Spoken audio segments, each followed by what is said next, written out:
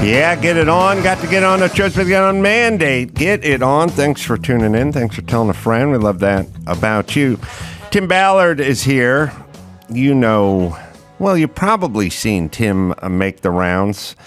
Sound of Freedom is, of course, the movie that snuck up on everyone and crushed all the big budget films at the box office this year. $212 million and counting. Jim Caviezel plays Tim. The story is about Tim and trafficking and rescuing, and good to see you.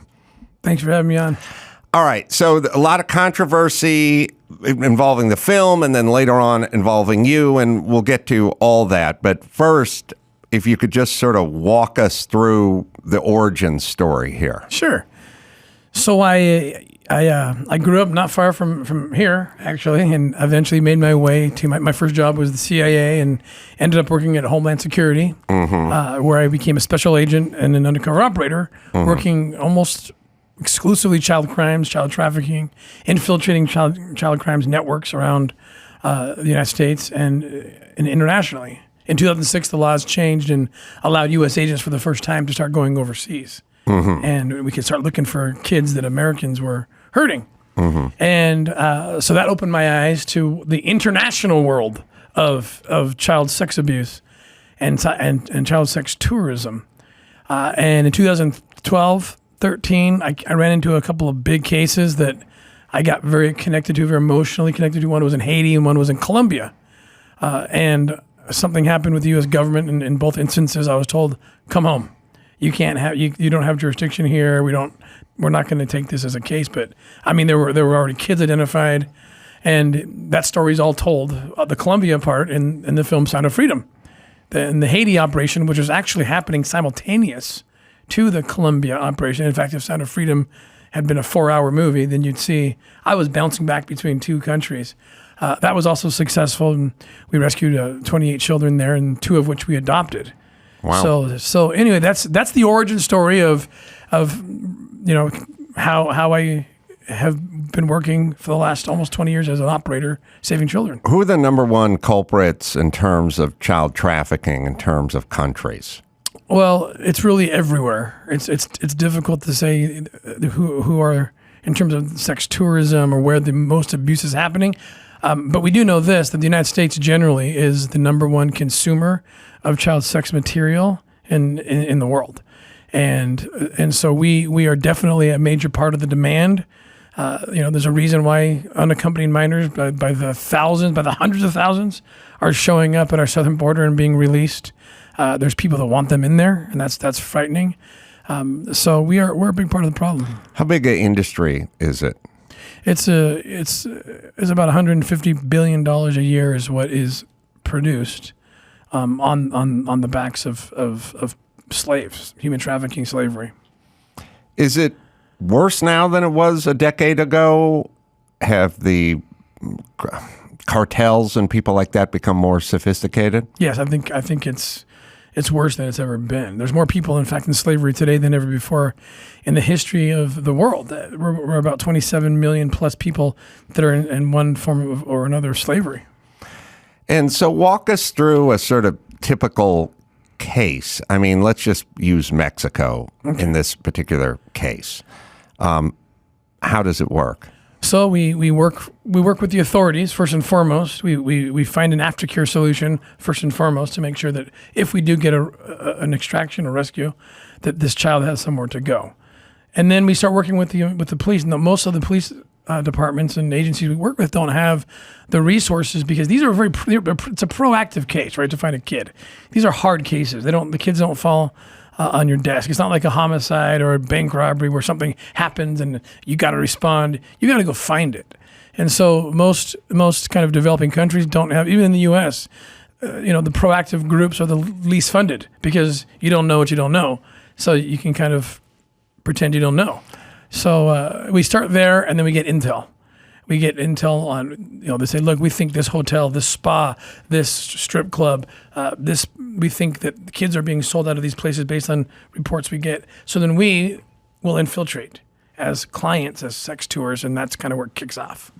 What percentage is male versus female in this game? In terms of the bad guys?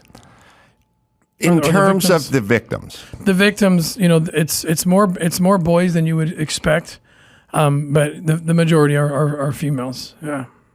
80-20, something like that? Probably about 80-20. So if you're working for a cartel in Mexico, and this is one of the tentacles, because maybe you got drugs and maybe you've got firearms and maybe you have human trafficking, they're kind of diversified. How does it work if you're with a cartel and you're in Mexico? How does the process work? So, I mean, the cartels are kind of transitioning into more human trafficking because the demand is going up. It's more lucrative, or it can be more lucrative. It's starting to become, because you sell a bag of cocaine one time. Right. But these children are sold, and you can sell a child, by the way, for maybe 3 to 4 times what an adult sex worker would be sold for. And so it's lucrative, and these kids are getting sold. I mean, rented out, whatever you want to call it, up 10, 20 times over a 24-hour period. So it's a very lucrative, enterprise. What's the average age of the child approximately? So it depends where you're at. In the U.S., it's about 12 to 14. I think in countries like Colombia, Mexico, you get down to 12. And the average age, Hawaii is actually one of the worst in the world. If it were its own country, it would be one of the worst. It's as low as 8 to 11 is we're seeing average ages in Hawaii, believe it or not. So we're trying to do some work out there. How do you account for that? I mean, in Hawaii, people, is it a cultural thing? Is it a tourist destination? That I was in Hawaii 2 weeks ago, saw a lot of tourists, but I wasn't in Bangkok, like maybe you go to Hawaii with less suspicion if you're doing this practice, if you're a consumer. Yeah. So Hawaii is got all sorts of problems, one of which is that it's very difficult to do undercover work out there because everybody knows everybody. It's almost, it's any kind of trafficker who knows what they're doing is going to have a cousin on the police force. Oh, and so I see. it's very tribal, very close-knit, and so it's difficult to do undercover work. And if you can't do undercover work, that's the key to the whole thing. I mean, that's why I named my foundation Operation Underground Railroad. You can't do this work without infiltrating. It's got to be undercover work. So the movie comes out. The movie catches everyone sort of off guard. The movie becomes a huge sensation. And then almost immediately the backlash starts. Now, I'm still confused by how, for instance, I don't know how our society works. Like, I do know Rolling Stone is going to hate the movie and write all sorts of horrible things about the movie, but I'm not sure why they have to, because from a layman's standpoint, I'm like, well, this guy's doing God's work, and who wouldn't be for this, and who wouldn't applaud Tim Ballard? But I know Rolling Stone and progressive publications are going to be against it. But is it just because the people who are involved are religious? Is it because they assume they're conservative, and then if they're conservative, they must be MAGA voters or something? Like, what is the inspiration behind the left attacking this movie, which there could be no... there's controversial subjects, saving kids of the world from being enslaved. Yeah. It shouldn't be one of them. But you know what? It is actually controversial, and that's why they're doing it, in my opinion. When we did the actual operation in Colombia on October 11th, 2014, Rolling Stone and The Guardian and all those who are hating on the film, they did glowing reports about it. Right. Nothing changed. The story never changed. But 10 years later, when it's on the big screen, now there's a problem with it. And then the problems, of course, are all fabricated. It's this, it's QAnon, blah, blah, blah. And then it's not anything. It's a controversial topic because there's a movement right now. And I don't want to sound conspiratorial, but it's what I see happening. Children are being targeted right now. Children are being, in my opinion, enslaved in the name of being liberated by the left. They're being, they're given sex material, pornography. Really, I mean, in public schools. I mean, I could have arrested under certain federal statutes back when I was an agent. People could have arrested them for giving to children what teachers in California and other states are giving them. And then you have this issue with, the trans foist, I call it, on these children. I mean, I have 9 children. I wouldn't let my 13-year-old consent to do what she's going to do on a Friday night, let alone, have genital, surgery removal. This is all puts children. This forces a conversation about what is happening to children. 85,000 unaccompanied minors, 5,000 or thousands of them under 5 years old, just in the last 2 years under the Biden administration, are lost into the belly. So Sound of Freedom forces that conversation, and they don't want to have it. Right, and it forces a conversation about the border. Yep. And they don't want to have that conversation.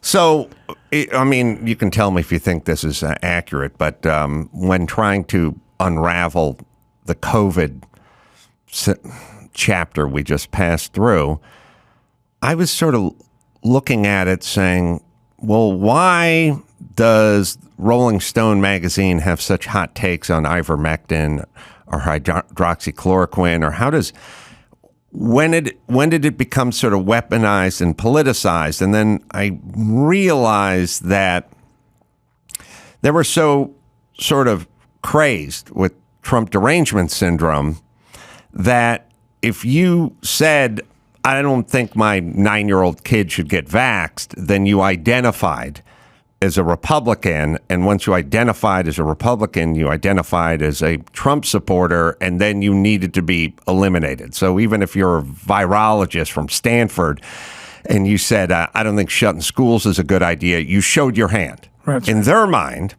and I have no idea what these people, to me, they're just virologists who have experience and don't think schools should be shut down.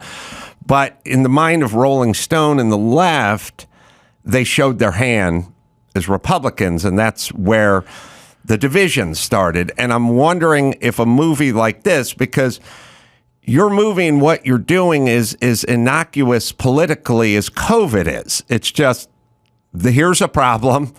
This guy's an expert.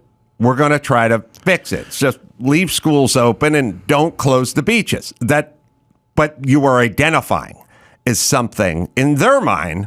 I don't even know if half the people were, but they identified them as that. And then they went after them and they tried to deplatform them. Yes. And the same things happened here. I mean, I've spent 10 years on the southern border fighting human trafficking, and everybody knew that border enforcement rescues children. It's a very simple concept, right? Just as simple as solutions being presented to COVID issues. A wall pushes traffic into a place where experts are waiting to find children. So you want walls, you want enforcement. It saves children. And I worked under 2 administrations, Obama and Bush. And there was everybody was building the wall and doing more enforcement. It was not political. It was not partisan. The Clinton administration actually has built more of the wall than anyone else. It wasn't partisan. It was a tool to rescue kids and seize drugs and do good by Americans and foreign children as well. When Trump touched it, I would, to your point, Trump derangement syndrome, when he touched it, now it's evil. Now it's bad. Now it can't be a good thing, border enforcement and the wall. It's mean, it's cruel, when in fact the only thing that's cruel is not enforcing the border and allowing children unaccompanied to just wander into our country that's producing and consuming more child exploitation material than anyone on the planet. So I think, to your point, they got political because of the hatred of one man. Yeah. I'm a little bit of a broken record on this, but I've said for a million times, you can't just do the opposite of whatever Trump says, because then you're going to be wrong a lot. So if Trump says, I don't want to close the schools, but I do want to close the border, you can't say then open the borders and close the schools. You'll have differences with him, but you can't just do the opposite of everything he says, because some of those policies might be effective, and then we're going to end up where we're at now. But I'm still trying to figure out sort of the nuts and bolts economics of it. So the cartel brings the kids across. Yes. They then come into the United States. Where are they stashed in safe houses, then shipped out to Hawaii and other places, or how does that work? Sure. So what happens is they come across, the unaccompanied ones in particular, and I've been there, I've seen this happen. The cartels even put bracelets on them to like kind of keep them organized, like by age or group.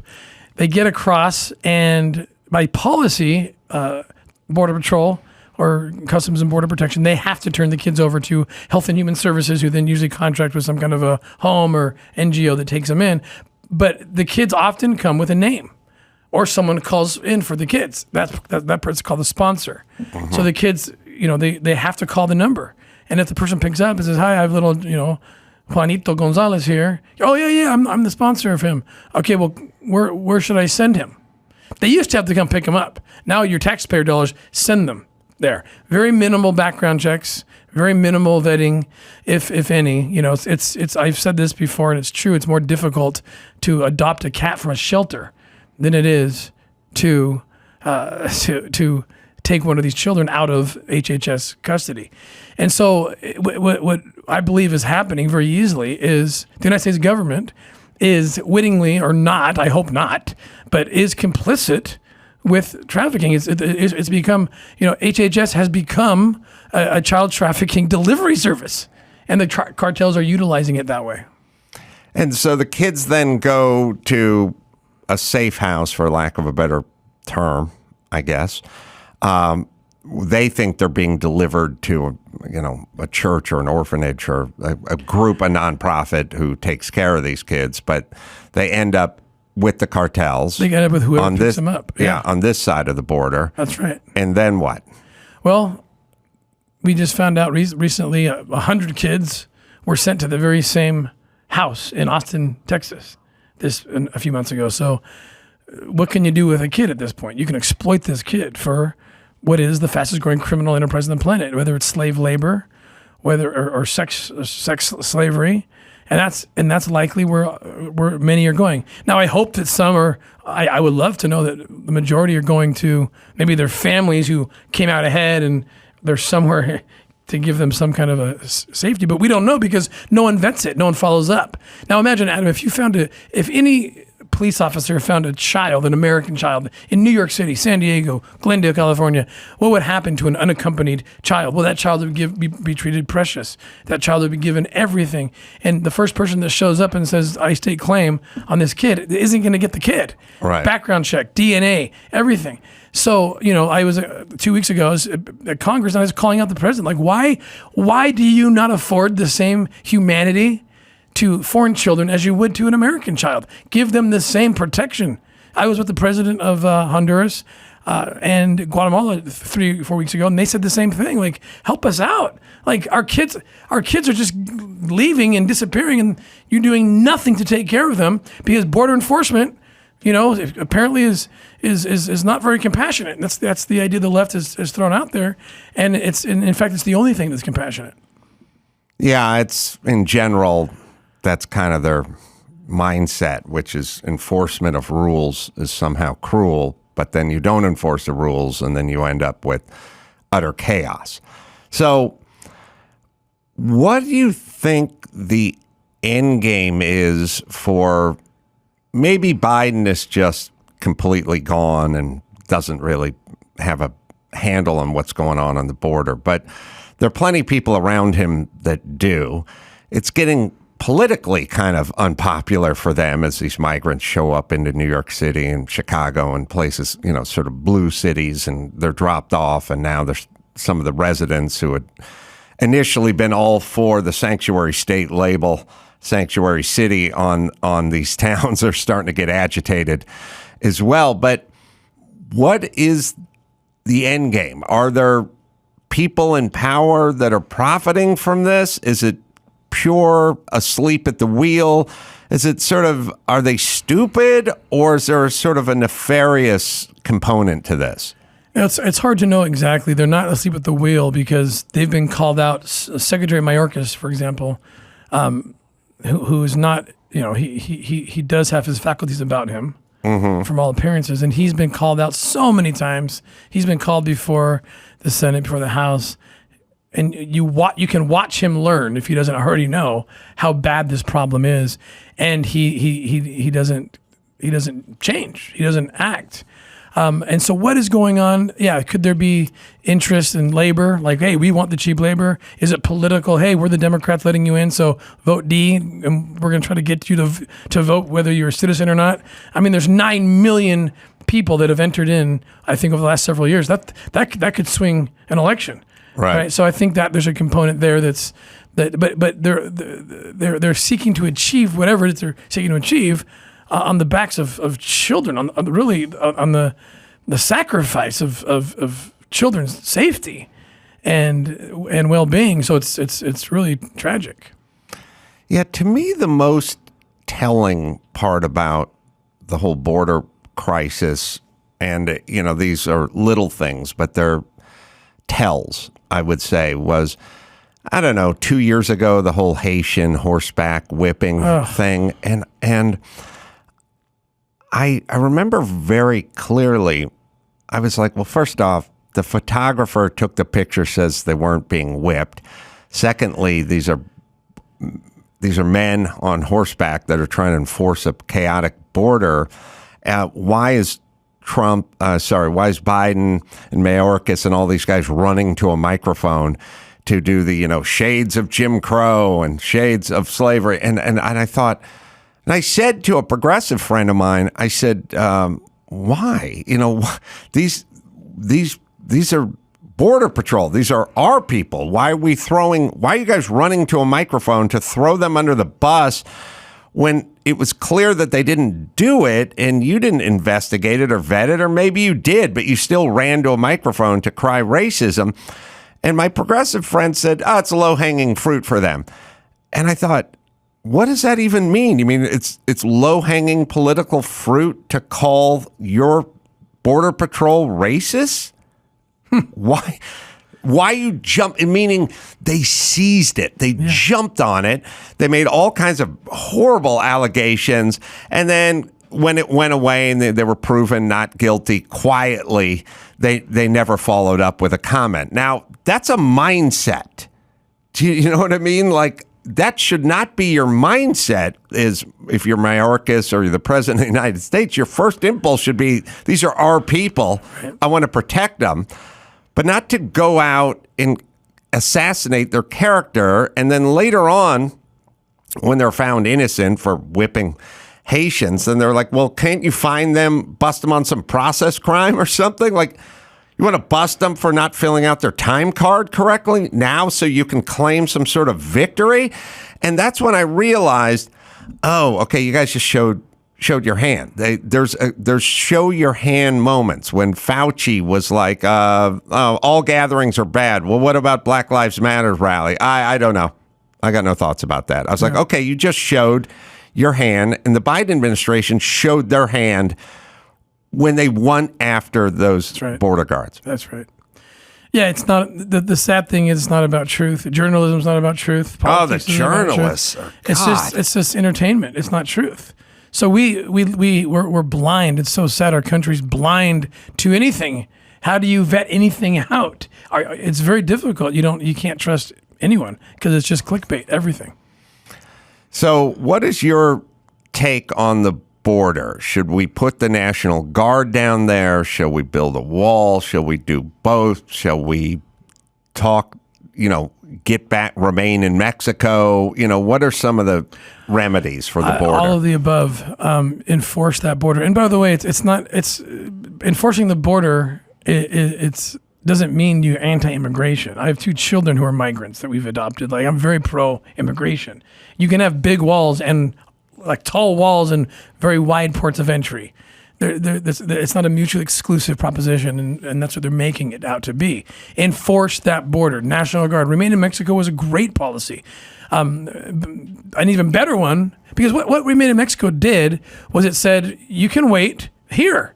And if you're legitimate, asylum seeker will get you in. And so people stopped coming because they weren't legitimate. They're taking advantage of our lack of enforcement, and kids get hurt in the process.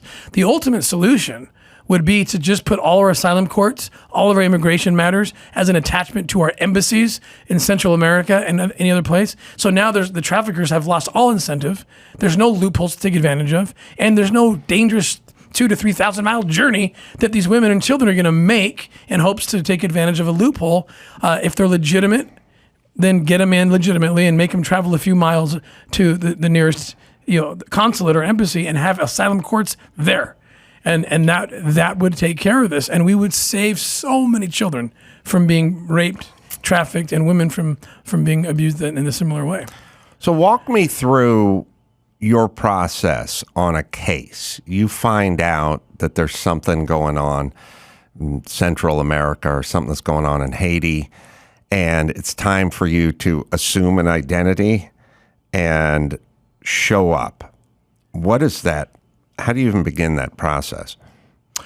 So I'll take you through a real case in Mexico. That was when I'm done doing undercover work after Sound of Freedom came out. Sure. So you gotta be sneaky, right? You gotta get in. So we had intel on a spa in Cozumel, Mexico, which is connected to cartels in that region that are very, very, very dangerous. So we have to go in there acting like sex tourists and get the people in that spa talking about the kids that they might be selling. Right. And so we have disguises. Something that I've recently had to talk about, which we'll get into. We have to reveal a tactic that I didn't want to necessarily reveal, but it's been hitting me square in the face. So I've had to reveal it. Something called the couple's tactic or the couple's ruse, which the left and others are trying to make something out of, which is actually this amazing concept, which is, look, it actually is my wife who will tell you that she is the one behind this concept. Mm-hmm. If I walk into a spa that's selling children, mm-hmm. they're going to offer me sex acts. And if I don't participate in the sex acts, do you think I'm going to get another opportunity to talk about where the kids are? No. Right. I'm not the guy they're looking for. But I'm not going to expose myself to a sex act. So I have an actor, an operator / actor / female operator who pretends to be my wife, my girlfriend, and she doesn't let it happen. So let's say she starts the person who knows. Let's say it's an adult, usually sex worker, who's doing the massage or whatever they want to do. And when she goes for the sex act, I would say a key word to my partner who's getting her own massage on the other table, and I'd say something like oh heck yeah or whatever. Say that alerts her, and she'll be like, what? Don't touch my man. And then I can whisper, hey, we can do it later. Okay, so now I've maintained credibility. I look like a sicko. Right. And we continue the conversation. We've rescued hundreds of kids that way. And so eventually, in this particular case, that's what we did. The topic comes up. You have to be careful. They bring it up, but there's ways to start talking about it where they bring up, yeah, we got 12-year-olds too. You got to be very personable. It's undercover work. It's verbal judo. And then she introduces me to the boss. Mm-hmm. And the boss comes out, and then that turns into a meeting. This particular person, she had the local police in Cozumel on payroll. They were actually giving her top cover at our undercover meeting. And we have a house filmed from 7 angles as she discusses how she's selling 6-year-olds, and then shows us pictures of the 6-year-olds and the 12-year-olds and so forth. And then all the while we're getting this intel, feeding it to the Quintana Roo Attorney General's office or the federal police in Mexico, and they start running their stuff. And then we just keep digging until ultimately we discover all the evidence we need to take the place down and rescue the kids and get them into aftercare. So that's like a real case that happened, and these cases can last anywhere from 2 months to 2 years, depending on the things that go on. And the kids are in some sort of safe house or something, and they're shuttled back and forth to the spa every day? Sometimes I've seen that. I've seen cases where the kids are like foster kids almost. Like if you're an orphan in one of these places, it's very easy to take this kid. I'm going to take care of this child or start my own orphanage, and it's all just a ploy. Sometimes the kids it's the family members often that are selling the kids. But one way or another, those kids are getting to the spa and back, or it's not the spa. They'll say, hey, we're going to take you, get into our car, we'll drive you down to a house, and that's where you're going to have sex with the child. What is the typical American sex tourist like? What's the breakdown? Married, single, 40, 25? That's the hard thing is I wish there were some kind of a profile, and there's not. There isn't a profile. It's very difficult. It's like a porn addict. Like, these are sex addicts, porn addicts. It's like, there's no way to identify what that person is or who they are. They're people that got into a place where they want to engage in sex with children. And it doesn't break down along race or, gay, straight, or any of that. It's no. Which I guess makes your job harder. Makes it harder, yeah. Because it's really, you can profile serial killers for the most part. Yeah. Are there any, and have you ever encountered any female sex tourists? Very, the females are involved in the recruiting. In Sound of Freedom, you see the real story of, the females are the best recruiters because the kids trust women. Right. Generally better, which is another reason why you want female operators, because women can usually get information better and easier. In terms of the female sex tourist, I've never seen one. It's always been men who are the perpetrators. God, I think about, I have a list of jobs I couldn't do. This is on that list. I couldn't drive an ambulance and go scrape guys up off the highway after their motorcycle accidents. I'd wake up with night terrors, I think. I just can't imagine doing your job and just being able to have your head hit the pillow at night and just, let it all go and get a nice night's sleep in. Yeah, I do have night terrors. I don't have a lot of peace in my life, and I haven't for the last almost 20 years. Because there's always the next case, even after you finish a case. And I have 2 children. The 2 kids we adopted are kids we rescued. And there's a whole documentary on that rescue out of Haiti. And so it's a constant reminder, go again, go again, go again. It almost becomes an obsession. How are those kids doing psychologically? Because I used to do a show called Loveline. I talked to people that were abused, molested, sexually, Wow. so on. And a lot of them just seem like they just got scrambled, and was so hard to undo that kind of trauma, I should say. And what you're dealing with is that times 10 or 100, in terms of traumatized kids. Is there a therapy that can undo that to some extent? Yeah, I mean, there are tools, and we employ all of them. My kids were very lucky. It was the only case that I ever worked where it was a preventative strike. Again, the documentary is called Operation Toussaint. That's on Amazon Prime. We were out looking for another child, and that's what got us to the kids. And they sold us the kids, but we were the first who were to sell them, who bought them. Oh, so it was a very unique case because we were looking for another kidnapped child. But for the most part, you're exactly right. It's a mess. They're rewired. Their heads are rewired. They think they're a commodity. They think that they can't even have a favorite color. They don't even know that that's a thing. You probably have some that don't want to go with you, or Yes. don't want to be liberated. Correct. Especially as they get older. Stockholm syndrome is a very real thing, and they know the trafficker as the source of all things, and they're afraid often to leave the trafficker's side, because the trafficker's already told them that the police are bad. Everyone's bad but me. So it's like the movie Tangled. If you've seen that movie, how the mother treats, Rapunzel. It's like it's this. You need me. I'm your life source. Yeah, I was talking to some people who are working on a Menendez brothers documentary the other day, and I said, I think a lot of the problem is especially back when they got busted and they were going through their court case, especially back in the day, when you talked about boys being sexually molested by their dad, most of the public just didn't have a taste for it. They're Right. just like, oh, please, I don't want to hear about it. You know what I'm saying? Yeah. And I wonder if there's that element. It's such an uncomfortable, disgusting, venture, this human trafficking, sex slaves, and so on and so forth, that I think a lot of politicians and a lot of Americans just go, I don't even want to think about it. And that's a problem. Yes. That's been probably the most difficult problem in my fight these last 20 years to fight child trafficking. The first time I've seen something change is Sound of Freedom. I don't know why. I don't know how. I credit God. It's a miracle that people showed up. People said, okay, we're ready to have the conversation. We're ready to see it. When these guys made the film, it was 8 years ago they started or something. And I told them, I said, are you sure? Because no one wants to hear about this. Believe me, I try.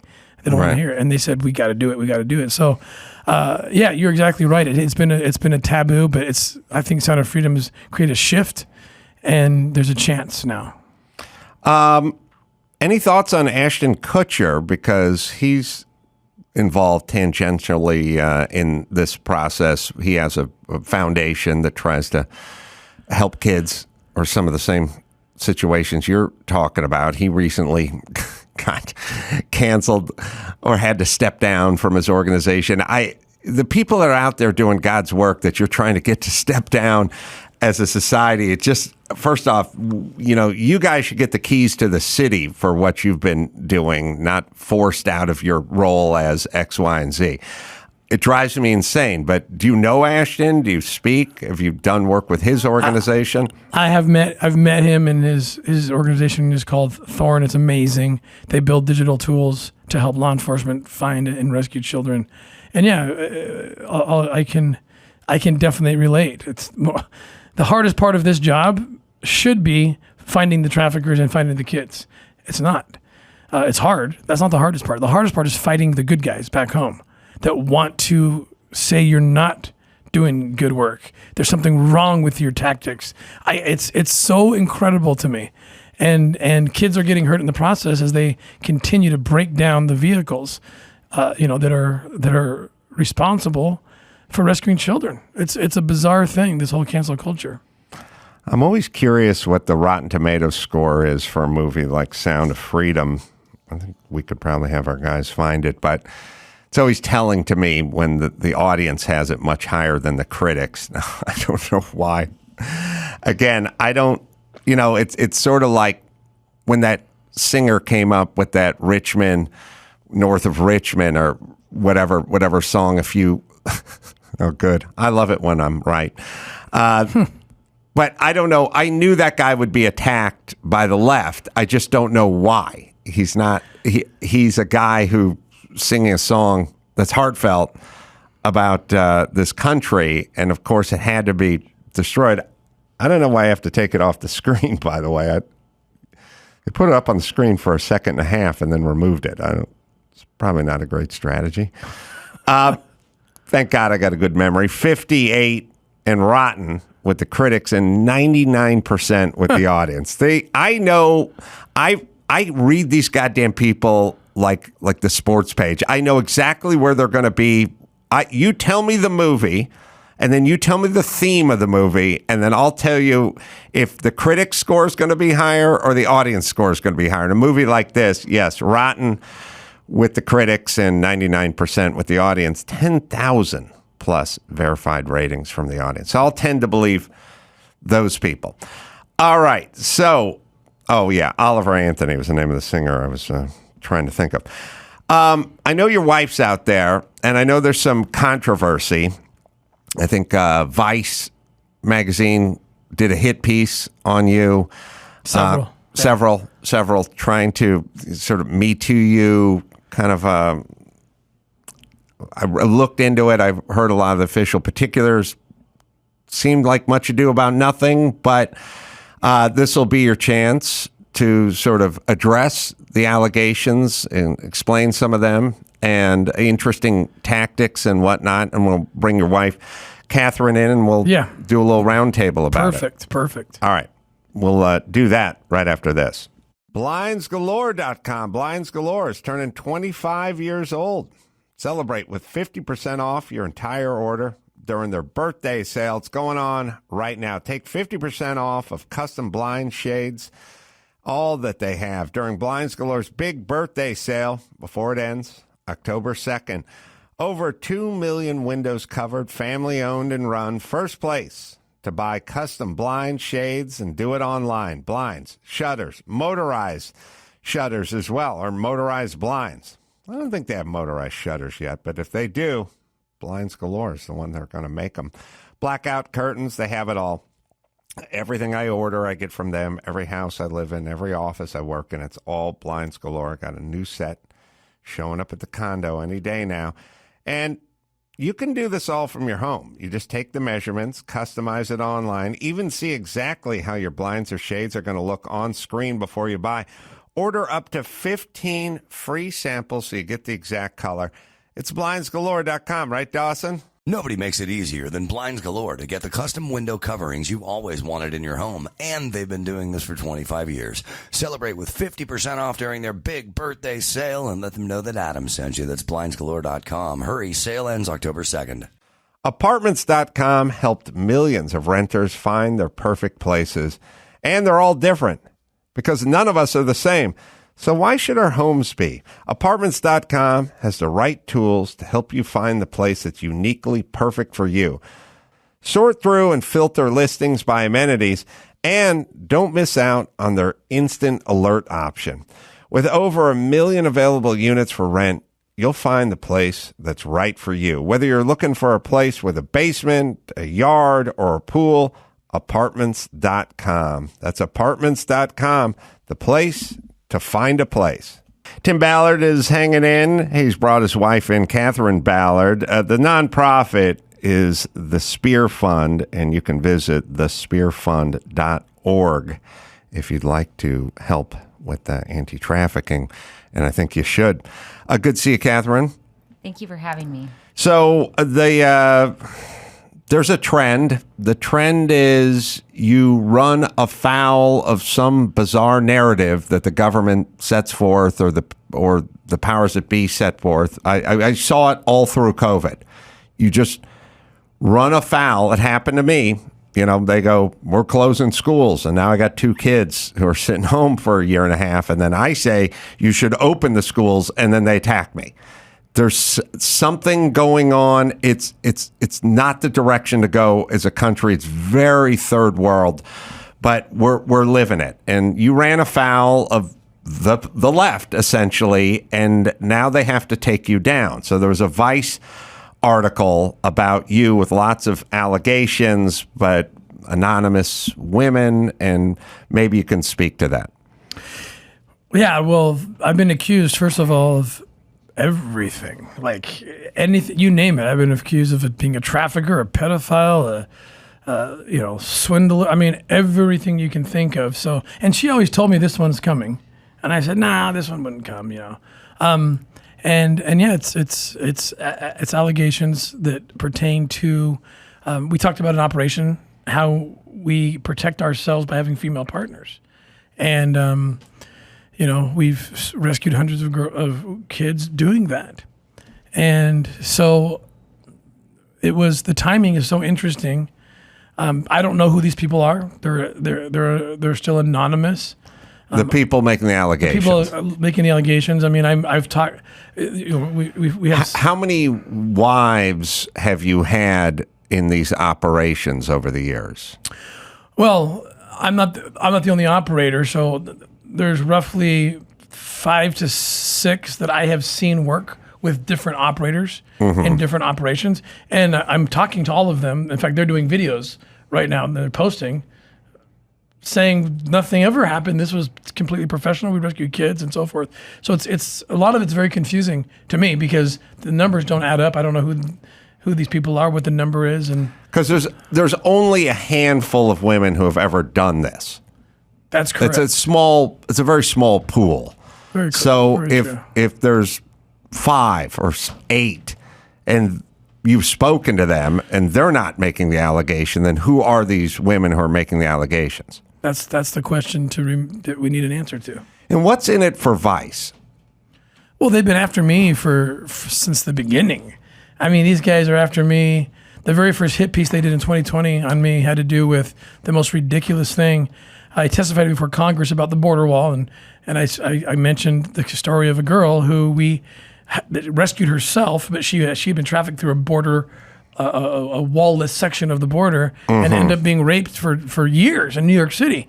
And she rescued herself. I wrote an op-ed how she rescued herself. I testified before Congress how she rescued herself. But in a Fox Ed op-ed that I wrote, I said that we helped her out of her hell. Okay, and that was written contemporaneous to the other testimonies I gave. And they said, look, Tim Ballard's taking credit for rescuing her when she rescued herself. And they knew darn well that I hadn't clarified. They did a whole story just on that. So that was 2020. They've never let up. We got to find something wrong with this guy. And I think it has to do with the fact that I showed up with Trump. Yeah, well, you said if we built a wall at the Mexican border, then that would help this horrible process that you're involved with. And then they heard wall, and now it's you and Trump, and now the Trump derangement kicks in, and now you must be taken down, even if your motives are to save children. That's right. And every story, no matter what the allegation, it seems like there's a picture when I was briefing Trump in the White House. So once you have that picture up, then the left or leftist, I'll say anything you want now. Right. Because he's sitting next to Trump talking to him. Yeah. So the allegations were you showed them a picture of your tattoos, and your underwear. You insisted on sleeping in the same bed with them and showering with them and things of that nature. Can you address that? Yeah, the picture is so funny. I have it. I'm talking to my team, so I'll show it to you. It was taken by the tattoo artist. I'm completely asleep on a couch with my hands and arms propped with pillows, and it takes hours to do this. It's like an actor, like a movie. I have tats all over my body, so I'm in my underwear and I have tats on my leg. I'm asleep. It takes hours. You got to lay there for like a couple hours while it dries. It's a henna tattoo. Oh, it's a henna tattoo. Yeah, it's henna tattoos. I'm getting ready for an operation. So the tattoo artist named Katie, she's done a video, we have a post. She took a picture because I have to go back many, many times in that cover role, in that role. So she took a picture while I'm asleep. It wasn't sexy. It wasn't anything. It was just to take a picture, and then she sent it to a couple people and said, "Hey, keep this archived so that when Tim goes back into this case, I can redesign it exactly the same. We can't be off here." And that's the entirety of the picture. That's it. So can we see that picture? Sure. Well, tell your team to send it to our team, and they'll put it up. You'll see it. I mean, yeah, I know. So this is the kind of nonsense that, again, you just have to. I don't know. It's a new world order. We have to just deal with this on a daily basis. So you would get tattoos as part of the role. Part of the character that the kind of guy who would be into this would be the kind of guy who had tattoos. Is that why you did the? Absolutely. But you didn't want permanent tattoos. No, we do. We have a couple of henna tattoo artists, and they get us looking like crazy partiers and tourists. Mm-hmm. Yeah. The other was insisting on sleeping in the same bed. No. With the woman. No, I mean the closest that allegation would come from is the story I told you, where we're getting a couple's massage, and we're blocking for each other, so no one's actually getting touched by the sex worker, and we're having credibility. So that would be the closest to that, But you're on separate beds. Yeah, you're on separate tables. Yeah. Yeah, but how would it work if you're posing with your wife and you come into town? Do you have to stay at the same hotel? Do you have to stay in the same room? I mean, you never know who's watching, who's talking. Right. It makes a certain degree of sense, even that you sleep in the same bed. I mean, it's a little iffy, but what I'm saying is you definitely wouldn't check into the local hotel and then just go, you go to the right, I'll go to the left, because the guy behind the counter may call in and these guys aren't staying in the same room. So this is all thought out well in advance, and we get hotels that are suites, or where there's multiple people renting a house. And so, because we have to be careful, it's true. They could be watching us. Okay, are they still a couple? They're going into a hotel. Where are they going? So I have logistics guys on the ground that they'll either get hotel rooms that are suites, and they're in there already. And I'm always hanging out with someone else. Like, oh, my buddy's traveling with me too, right? So yeah, I mean, we consider ourselves undercover the whole time, and we'll go into what we call the sting house, and usually we do Airbnb because that's easier. And we just go in. And so if they see us go in, and there's 5 bedrooms in there. Right. And the bad guys aren't coming into the bedroom, into the house to see that you're not in the same room. So. Right. And then shower together? Yeah, that story is a true story that I've told. And I'll tell it again. We rescued 27 kids. It was this one time ever that this happened.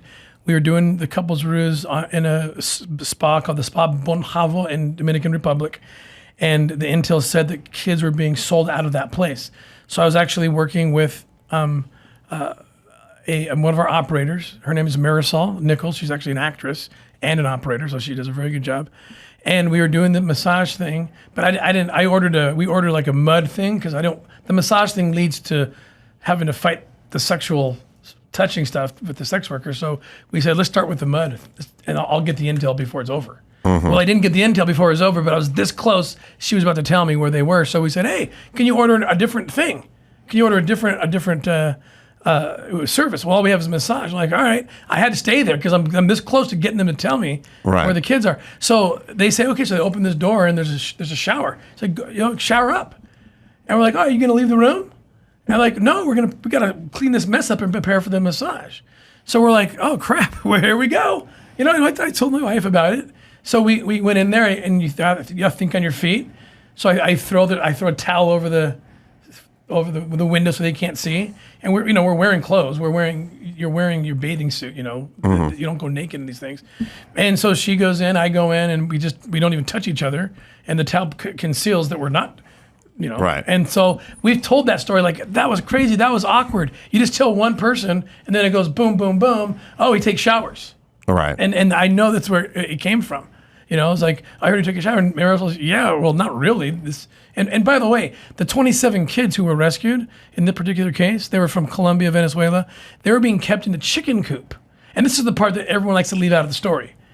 They were being kept in a chicken coop with a padlock on the outside of the chicken coop, and that's where they lived. And they were brought out at night and raped for money by sex tourists. We rescued all of them. And if I had not got into that shower and stood in the corner and touched nobody, that wouldn't have happened. You got to stay in role. You would have been made if you said, I'm not going to take a shower with my wife. Correct. Because that would have made it seem like you were exactly who you are. Exactly. God, I don't know how folks like from Vice and many of these people that write these articles, I just don't know how they sleep at night. I don't know how they call themselves journalists. That's the part that drives me insane. But all right, so those were the 3, or at least the big 3. And then as everyone, and maybe Katherine, you can speak to this. The saddest part about this is everyone's knee-jerk reaction. Oh boy, we got to distance ourselves because some rag publication wrote a hit piece on you because they think you voted for Trump, and now people distance themselves. The church or the organization or what have you. That's the scariest part. And I think the people that write the article know all we have to do is just float something out there, and if you're Russell Brand, we'll float some stuff out there, and YouTube will drop you, and your sponsors will drop you, and people will distance you before any vetting, any trial, any conviction. Just guilty until proven innocent. Katherine, any thoughts on that? Well, it's definitely been very difficult. We live in a very tight community. We are a very faith-filled family, and we've really oriented ourselves around being faithful to our religion and to Christ, and these details about Tim are not things that most people want to hear, and I get that. I don't like hearing about the work about what he has to do to rescue children, but he's rescuing children, and I know that he has done it in a way of complete faithfulness to me. And so it's so hard, and we have this big we're a family of 11, and it's so hard for these things to be spread around. Like you said, someone just floating the idea, without looking into the facts of it, and people wondering, wait, so is Tim a good guy or a bad guy?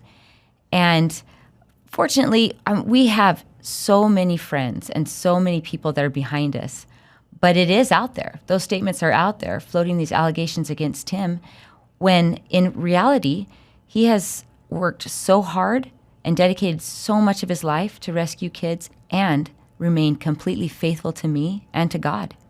I think we have that picture ready. Does someone have it? Well, I heard it says on my screen it's ready. I'm not embarrassed by it. I mean, there it is. Oh dear. Sorry, Catherine. I mean, look at my eyes. Zoom in on my eyes. I'm completely asleep. Right. I'm laying there for hours. Right. And the person taking the picture is Katie, and she's took it and sent it to a few of the operators and say, hey, keep this archived. So I'm gonna go back in undercover with that. Luckily, this case is dead. Right. This particular case led to the rescue, by the way, of many children who were being beat up and raped by these Dutch pedophiles in Mexico and Ecuador. Huge case. So I had to keep going back, and they only last a few days, right? The henna tattoos. So I don't know, does that look like I'm doing some kind of a sex pic? No. Does that look like a sexy pic I'm sending to someone? No, but does it look a little like Hunter Biden at his worst? A little bit. Just shades. Shades. Not trying to draw a comparison. I'm just saying there's a slight physicality there with the beard. That's all. So, yes.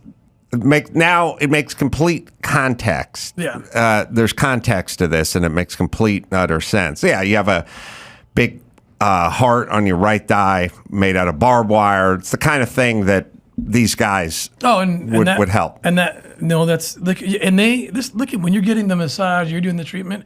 They see this, they're like, this guy's crazy. That's the F word in Spanish. Ugh. Above your groin there. Timmy. Oh, sorry. He always washes it off before he comes home. I do. He knows I don't like this side. I don't like this side. No, I don't let her. I feel bad she's seeing this because I take time to. Sorry. But a bad guy sees something like that, and boom. I've made 1,000,000 miles right there with them. Well, what you're looking for, and you can take the picture down before Catherine has to lose her cookies into the trash can. You're looking for tenths and percentage points. Every little thing adds up, from the car you pull in to who's playing your wife to do you have a tattoo. I mean, it all adds up to a number, and you need that number to work. That's right. So any edge you can get from even a piece of jewelry to a way you say something to, if they offered you a drink, I don't think you'd go, no, I don't drink. You'd go, yeah, give me your best tequila, or whatever that is. It's all part of it, right?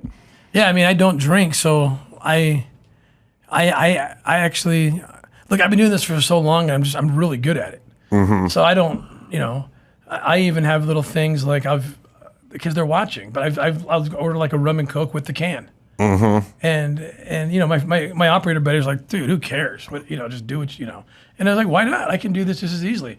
I take a sip, then I take a sip of the Coke, spit it, and then I throw the can away. So you take a sip of the glass of rum and Coke, and then pretend like you're taking a sip out of the can and spit it back into the can. I just throw a full can of Coke, and that's now gone or whatever. I mean, I do drink. I'd be the guy getting the can out of the trash can and drinking that on the walk back to the hotel. Well, they're just little things. I've been doing this for so long. It's like clockwork. Our team knows we're going here. Okay, I order the tats, get the phones dirtied up. You got to dirty up these phones. What do you mean dirty them up? This is an important piece. And traffickers, if they want to find out who you are, they can. If they grab your phone, I've been with traffickers where they'll take your phone or they'll ask you for it, and if you don't give it to them, it's a problem. It's a problem. And they'll go into the search queue and just say, cop, operation, arrest, blah, blah, blah, whatever, to see if you're a cop. Right. And so we have like a thread where we are communicating with our cover teams, but it's all cute code words. Like we're acting like it's a party time. We're going back to the party house. We know at the party house that would be the safe house. Imagine if I'm with my wife. Let's just say it's and I've asked her many times, will you come on operations with me? And she doesn't have that in her to do that. No. But imagine if she's my wife, an operation, and that the trafficker takes my phone, and let's say her name is whatever, Kelly, her undercover name. So they're going to look at that phone and look at, hey, let's see how Brian talks to Kelly.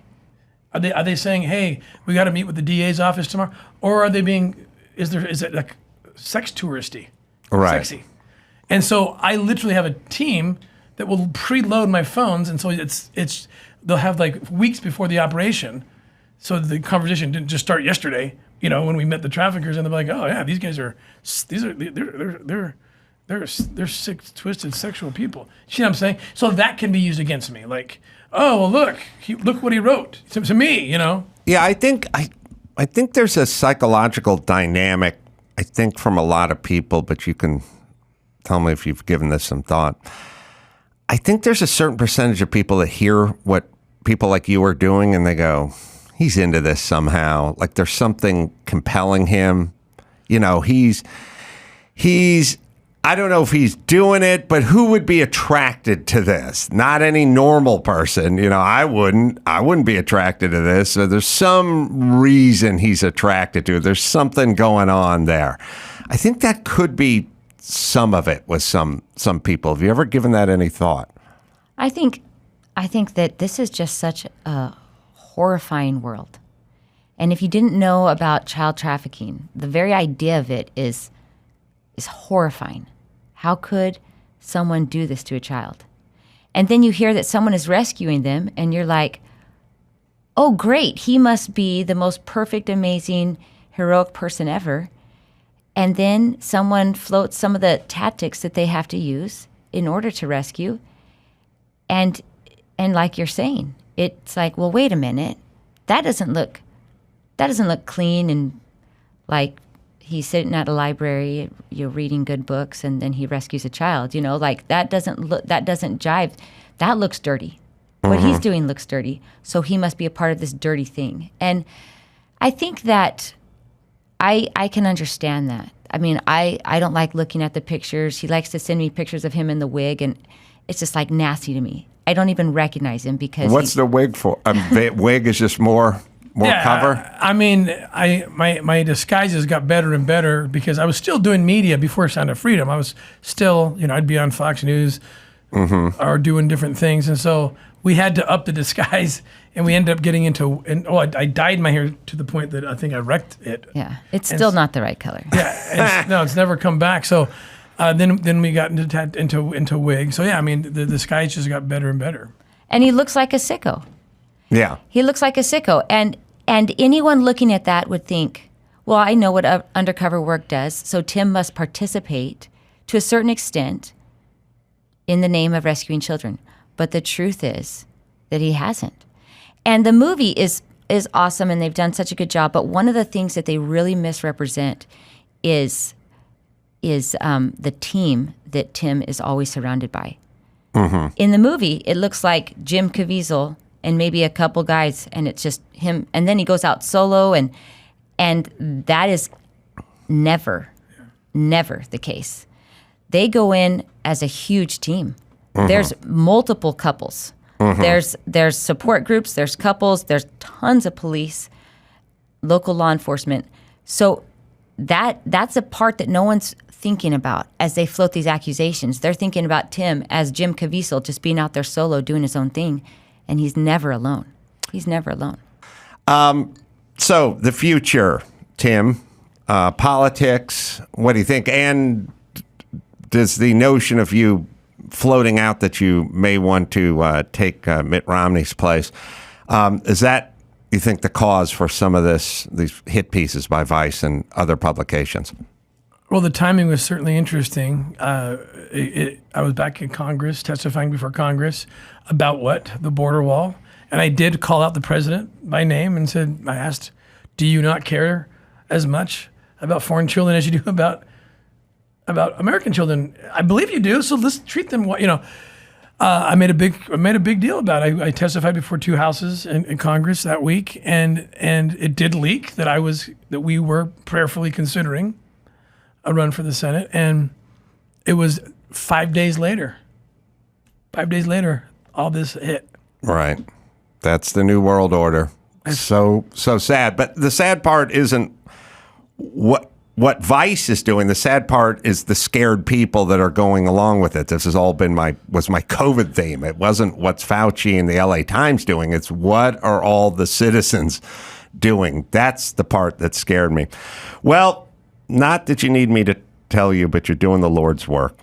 The Spear Fund is where you go. The spearfund.org is where you go. And Tim, Katherine, thank you so much for coming in here and sharing your story. It was illuminating.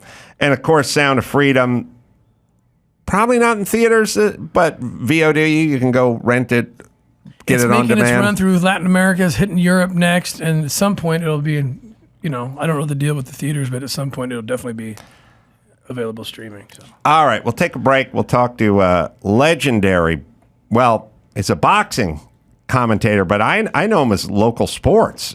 He was doing LA sports back in the day out here. Jim Lampley, right after this. Morgan & Morgan, let me lay a stat on you. People 15 to 24 had the highest rate of emergency room visits due to car accidents of all the age groups. Oh, man, my kids are in that age group. Now I'm worried, but thank God there's Morgan & Morgan. If you're ever injured, you can check them out. Morgan & Morgan, America's largest injury law firm, over 100 offices nationwide, more than 800 lawyers, more than $15 billion recovered for 300,000 plus clients. Morgan & Morgan has proven that they have a track record, and they will fight to get you the full and fair compensation. They've been fighting for people for over 35 years. Racing my vintage cars is hard, but submitting a claim for Morgan & Morgan is easy. Am I right, Dawson? If you're ever injured, you can check out Morgan & Morgan. Their fee is free unless they win. For more information, go to forthepeople.com/Adam or dial #LAW, #529 from your cell phone. That's forthepeople.com/Adam or #LAW, #529 from your cell. This is a paid advertisement.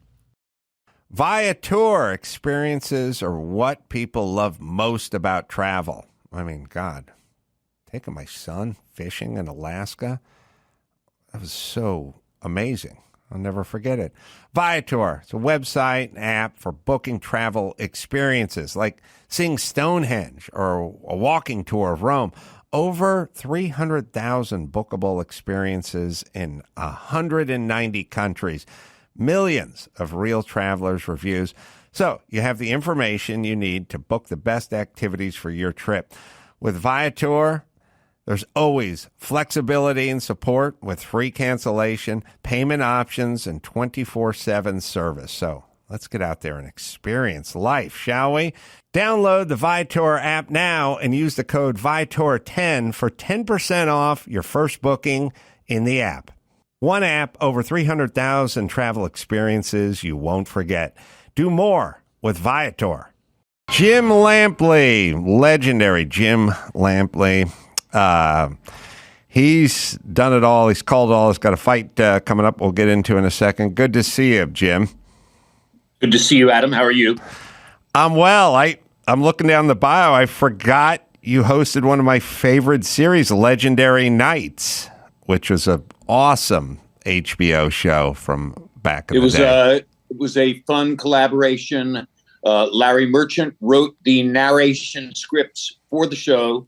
I did the on-camera leads and tags and got the chance to write those myself. It was a great and I think iconic series, the kind that you can only do in boxing, the most personal, the most pure metaphor for human experience of any sport. And there were a lot of very good shows. The two episodes that I most remember and which resonated the most for me were the Foreman Moore episode. Of course, he was our expert commentator at the time that he knocked out Michael Moore to win the heavyweight championship at age 45. And Meldrick Taylor versus Julio Cesar Chavez. Oh, God. The tragic best story, a tremendous fight. And I remember an actor friend of mine, James Franco, was looking into a project relative to boxing. And around that time, and he contacted me and said, can you send me anything in the way of a videotape or some other show that will illuminate my view of boxing all in one fell swoop? And I said, yeah, I'm gonna send you the Taylor Chavez Legendary Nights. And once you watch that, you'll know everything you need to know about boxing to go and act. So yeah, well, I appreciate that you remember Legendary Nights. I certainly do. I watched it religiously. I frequently bring up that fight you just referenced with Julio Cesar Chavez and Meldrick Taylor, because there's so many interesting elements to it. One is, Meldrick Taylor's kind of a sad story now. I believe he's what they would call to as punch drunk or what we used to call as punch drunk. Now he's sort of brain injured. It shows Julio Cesar Chavez, who was unbeaten, I think, at the time. Was trying to get to 100-0.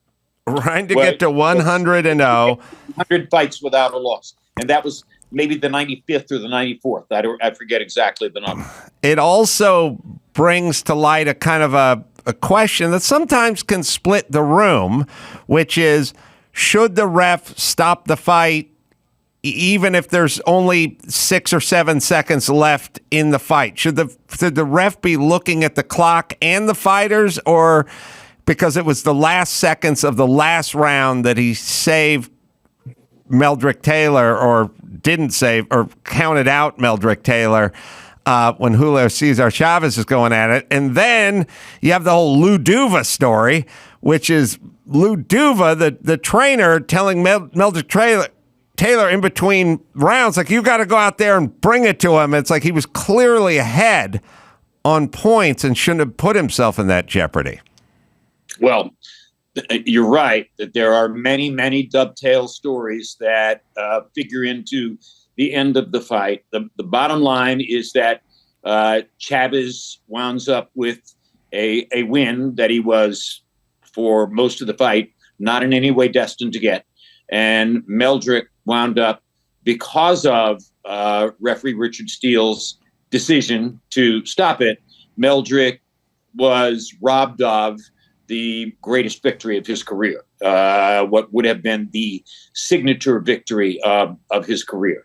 And who knows how much that fight had to do with the damage that ultimately showed up in Meldrick's life. But I think he'd had a better chance of keeping it all together if he had been given credit for his tremendous performance and what was, up until the last 2 seconds, his great win in the biggest fight of his career. Speaking of fights, Canelo Alvarez versus Jermell Charlo. I hope I'm saying that right. You are. That's coming up. It's going to be streaming on pay-per-view. That'll be this Saturday. That is this Saturday, right? Yeah. Okay. And 8 p.m. Eastern. These guys have probably about 100 fights between them and 3 losses between them. Exactly. They are 94, 3, and 3 over the course of those 100 fights combined. Yeah. So not a lot of losing in those 100 fights. So it should prove to be a pretty damn entertaining matchup. And Jim, I remember, everyone remembers you from calling all the HBO fights over the years. I think I remember you from local sports as well.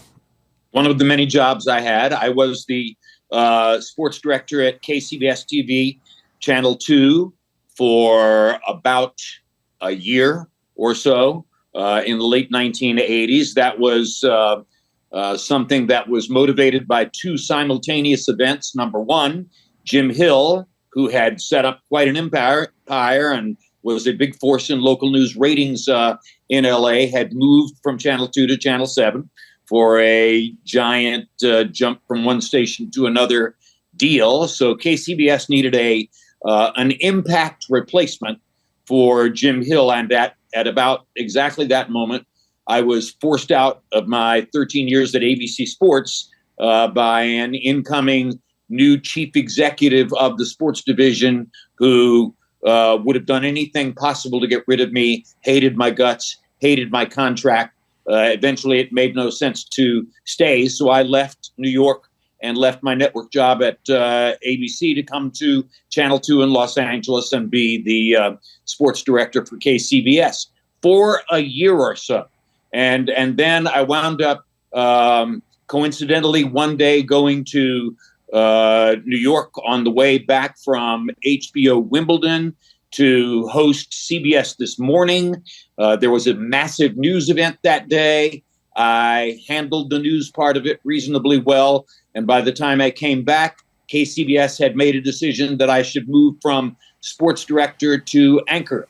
And I moved into the 5 and 11 o'clock news anchor chair at KCBS.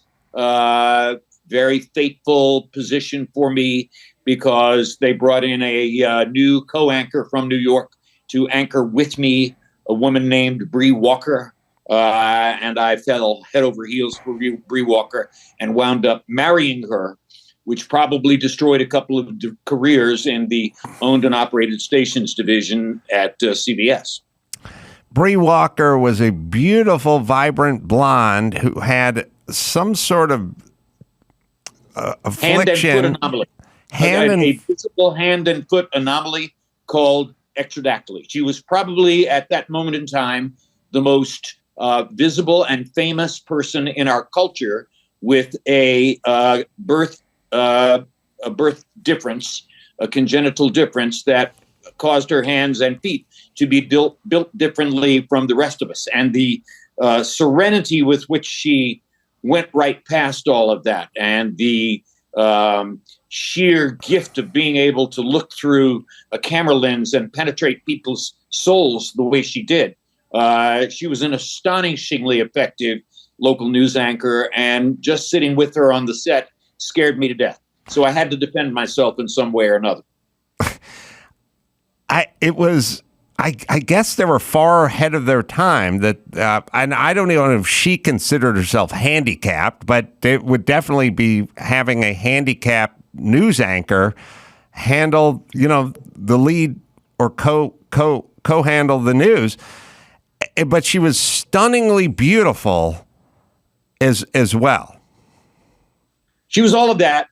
And no, she would never have said to you that she was, quote, handicapped. In fact, I'll introduce you here, Adam, to a tiny element of disability rights language. Handicap is not endemic. A difference may be endemic, but handicap is a word that's used by the rest of society to assign to you a status that seems logical to them because of your difference. But particularly for a news anchor sitting on a set, how could she have been handicapped? I mean, she could still move the copy. She could change from one page to the next. The rest of it was about speaking into the camera and communicating with the audience. And she was the best in the country at that at the time that I was working with her. So I remember, because I grew up in L.A., and I remember being sort of, and I love sports, and I knew you. Happy to hear that you grew up. Through the TV. That's a feat, particularly in L.A. And I remember thinking, and I remember hearing that you two got married, and I remember thinking, wow, this is so interesting. I found it interesting. But I don't know what became of the two of you.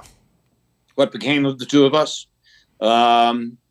So Bree was the third wife for me. I was the second husband for her. We wound up spending the better part of 15, 17 years together. It was a good but sometimes tumultuous marriage, and now we are on into different lives with other people. And she's still, I didn't see her pop up again after she left the news. Oh, she actually, when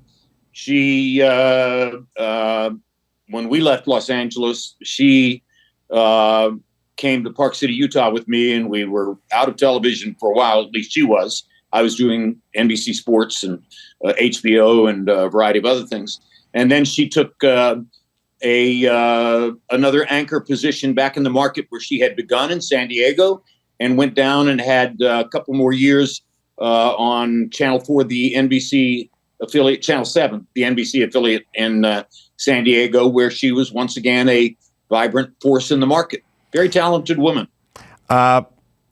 Switching gears, you called the Mike Tyson Buster Douglas fight from an odds standpoint probably the biggest upset in boxing history. I'm guessing. I don't know if anything rivals that from a Vegas odds place your bets kind of thing.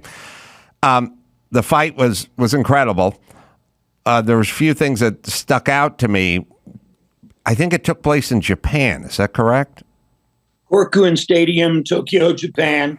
34,000 people in the custom of Japanese sports audiences. Virtually no sound.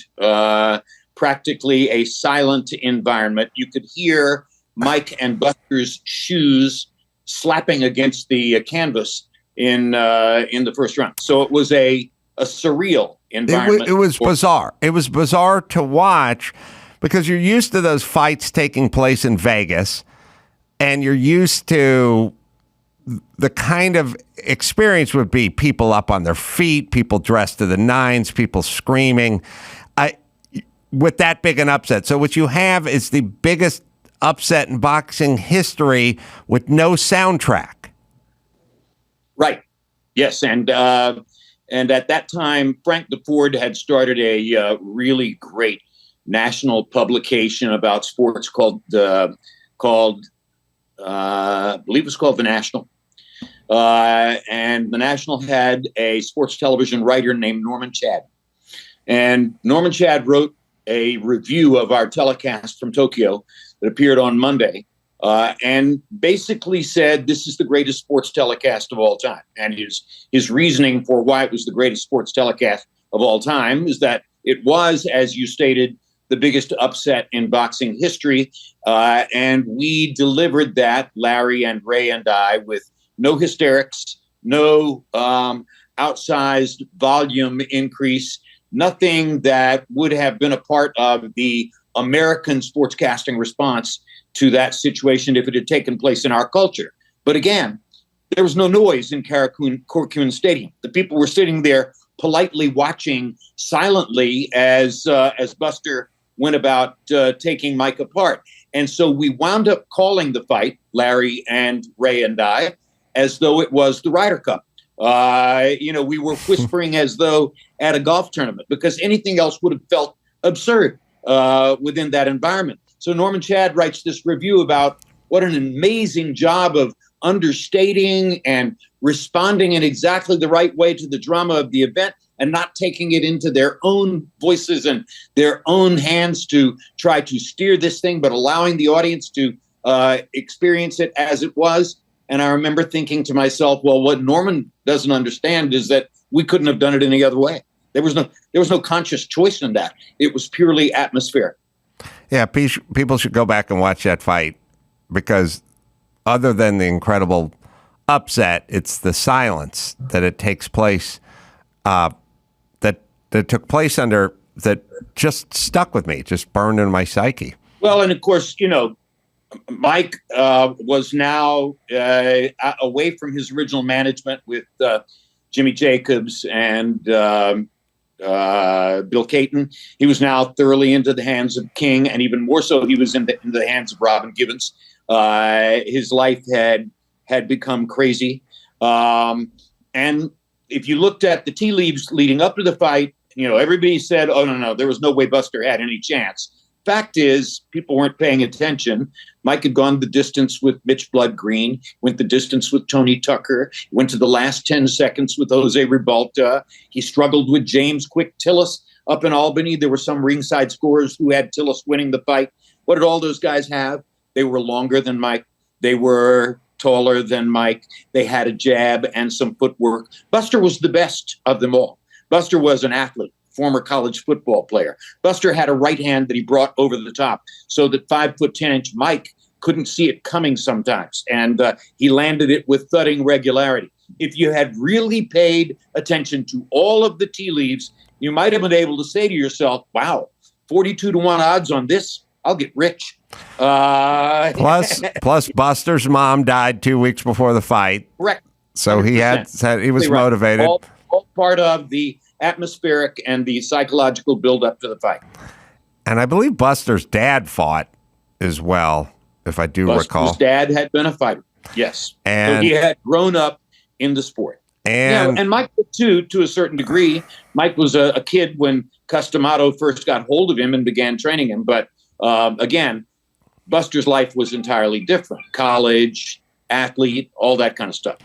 Yeah, when you see a guy double up a jab, it means he can box. And he can box. And Buster would double that jab. The 4-punch combination that put Mike away, I mean, you just don't see better in the heavyweight division. Not in the heavyweight division. You do not see guys that in the big. midweight division, but you don't see it in the heavyweight division. And you knew that Tyson was unprepared because he didn't even have the end swell, the metallic frozen ring metal that you put to stop the swelling. They took a rubber glove and filled it with ice water and tied it off so the fingers were literally sticking out when putting it on his forehead in between rounds. Which was comical. And, Ray Leonard had active eyebrows that go way up, and he had a look of amazement with these big, wide eyes that people recognized within the culture. And you've never seen Ray more wide-eyed than when Aaron Snowell and the other trainer whose name escapes me at this moment were trying to get Mike's eye to stop swelling with water in a condom. Oh, is it a condom? It was a condom. Oh, I thought it was a rubber glove. Not a condom. It was a rubber glove. You're right. It was a rubber glove. Man. Latex. So, who's in your pantheon of greatest of all time? Heavyweights or fighters in general? Well, let's start with heavyweights for fun. Greatest heavyweight champion of all time. That's a hard question. Against his competition in his time, Joe Louis has probably the best and most consistent record. Obviously, things change, times change, bodies change. Could Joe Louis have beaten Lennox Lewis? I don't think so. Right. Lennox was 6'6" and 240 or 50 pounds. We need to pay attention to present reality, Adam. I remember a moment about 12 years ago, maybe 13 years ago, shortly before he died, when I was at a dinner here in Las Vegas with Emmanuel Stewart. And I said, Emmanuel, I've heard that you are training Tyson Fury, or that you've brought Tyson Fury to your gym. He said, yes, Jimbo, I do have Tyson Fury with me in Detroit, and we're working with him every day. And I said, Emmanuel, why would you be interested in Tyson Fury? He looks to me like a big, lumbering oaf who cannot possibly be trained to have the kinds of skills that you would most appreciate in a heavyweight fighter. Remember, Emmanuel trained Lennox, Emmanuel trained Vladimir, Emmanuel trained Oliver McCall to his victory over Lennox. Emmanuel was 34-2-1 in heavyweight fights. Wow. So not only one of the greatest middleweight class trainers, but one of the greatest heavyweight trainers of all time. In heavyweight championship fights. Yeah. 34. That's right. That's heavyweight championship fights, exactly. Right. And I asked Emmanuel, why are you interested in Tyson Fury? That was good, Adam. That was a good correction. Heavyweight championship fights. Why are you interested in Tyson Fury? And he said, Jimbo, he's going to be the heavyweight champion. And there's absolutely no doubt he's going to be the heavyweight champion. Because first of all, he's at minimum 6'9" tall, maybe taller than that. His arms are longer than that profile would suggest. And his every first instinct in the ring is to defend himself. He's a backup counterpuncher by nature. He has the skills to function as a backup counterpuncher. And at some point in his career, probably with my help in my gym, will train him to go forward and put his weight behind his power punches. And at that point, he will become unbeatable.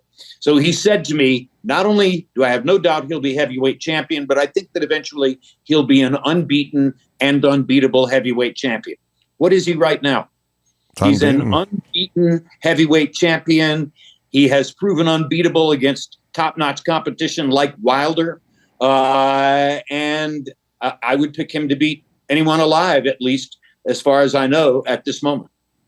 How long ago did you have this conversation with Emmanuel? That was about, Emmanuel died in 2012. His memorial service was October 25, 2012 in Detroit. So this is in the year or two preceding that. It would have been 10, 11, somewhere along in there. I always liked Emmanuel Stewart because he trained Vladimir Klitschko, but he always called him Vladimir, which I could never get over. Vladimir. That's exactly right. His name isn't Vladimir. But you seem to have a pretty amazing memory for dates, names, and times. Is that always been a gift of yours? So my wife would tell you, current wife, Deborah, would tell you that 95% of the meaningful stories I tell or try to tell about my life begin with the same words. And the words are, my father died when I was 5 years old. My father died when I was 5 years old, and it was 1 year later when my mother sat me down at a friend's cocktail party alone in a room and said, watch this little television here. You're going to see a boxing match, Sugar Ray Robinson versus Bobo Olson for the middleweight championship of the world. It's their second fight. And you're going to be doing this because if your father was still alive, this is what he'd be doing, and you'd be sitting here with him. And through experiences like that, and through living in a household where my mother was a double widow, she had already experienced the deaths of two husbands, my brother's father and my father. And I remember getting an indelible sense that if you didn't remember things, you could lose them. You had to capture memories that you could hold on to if you wanted to keep those things and those experiences in your life. I can still see my father's face and the pain in his face when, stricken with cancer, he was chasing me down a hill in the back of our house in Hendersonville, North Carolina, switching my legs with a sassafras branch because I had broken a rule and gone across the street to a neighbor's house. I wasn't supposed to cross the street. I was 5. And then not too long after that, he died. But when my father died, I got it into my head that you had to remember things or you wouldn't be able to keep them. And I practiced it. And I remember memorizing every lyric on every song of the first 10 Kingston Trio albums. And there was a time in my life when I could tell you everybody who ever sat in a classroom with me in elementary school on into junior high school, where they sat, what their names were, et cetera, because I memorized all that stuff. I would lie awake at night memorizing things for the sake of memorizing them so that I would hold them, so that I would have them, so that I wasn't going to lose them to whatever force. So, yeah, I believe you can train your memory. I trained my memory. It's been a tremendous asset to me in all of my sports television commentary, particularly in boxing, it's so important to the audience, terribly important in terms of your credibility with the audience, that you can remember all these things, where they took place, when they took place, how they took place, et cetera, et cetera. All right, so Kingston Trio. So Hang Down Your Head, Tom Dooley, right? Hang Down Your Head and Cry. Right. Now, what was the name of the guy who, if it hadn't been for him, he'd be in Tennessee? Grayson or something? And in Tennessee. Don't remember the name of the guy. Do you? Grayson. Well, I don't remember as much as you, Jim, but there's a name. If you haven't, it hadn't been for Grayson, or some name like that. I'd been in Tennessee. Right, the other man in the triangle that we're talking about here. Yeah, we'll figure it out. Probably didn't train myself to remember that. Mr. Grayson. Oh, was Mr. Grayson. Jesus Christ, Jim, you may have some competition in the Kingston Trio department. There you are. There's my competition right there. Now, I wasn't a fan of the Kingston Trio. I just have a kind of a memory that memorizes songs and patterns, but I don't try to do it. Let me tell you another thing about memorizing songs, and this is one of the great counterintuitive facts of all time. George Foreman had a very rough teenage passage in the 5th Ward of Houston. He was a bad dude. George Foreman decided he wanted to see something else, change his life, went to the Job Corps in Hayward, California. And one of the first friends George Foreman made at the Job Corps in Hayward, California was a major league, big-time Bob Dylan fan.